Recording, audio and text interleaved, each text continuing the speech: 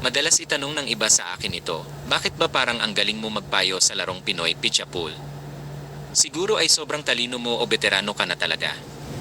Pero hayaan mong linawin ko ito ng totoo, hindi porket marami akong alam ay ibig sabihin ay mas magaling na ako sa iba.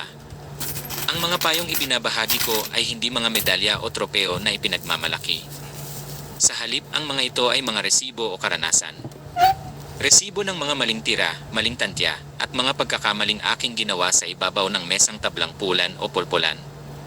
Hindi ako nagpapanggap na perpekto o ganap na guro, parehas lang tayong mag-aaral ng buhay at ng larong ito.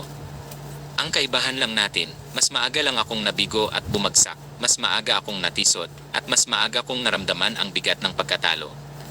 Totoo ang kasabihang ang karanasan ang pinakamahusay na guro. Ngunit sa larong Wooden Pinoy Pitchapul, hindi mo kailangang laging dumaan sa matinding pagkatalo para lang matuto. Minsan, sapat na ang matutong tumahimik, magmasid, at kumuha ng aral sa mga pagkakamali ng iba. Kung makikita mo na maling anggulo ang kinuha ng kalaro, o sobrang lakas ang ipinatama sa pamato, hindi mo na kailangang ulitin iyon para malaman na mali ito.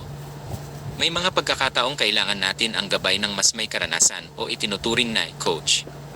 Ang kanilang mga payo ay magsisilbing iyong gabay, hindi mo na kailangang ubusin ang puhunan o dumaan sa maraming talo bago matutunan ang tamang diskarte.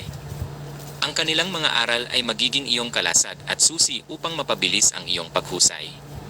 Sa huli, ang tunay na galing ay hindi nasusukat sa dami ng pagkakamaling ginawa mo, kundi sa kung paano mo ginagamit ang natutunan, maging mula sa sarili mong pagkabigo o mula sa karanasan ng iba.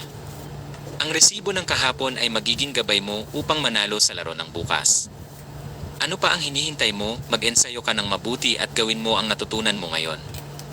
Kung nagugustuhan mo ang ganitong content, pwede ba akong humingi ng like at i-follow mo na rin ako?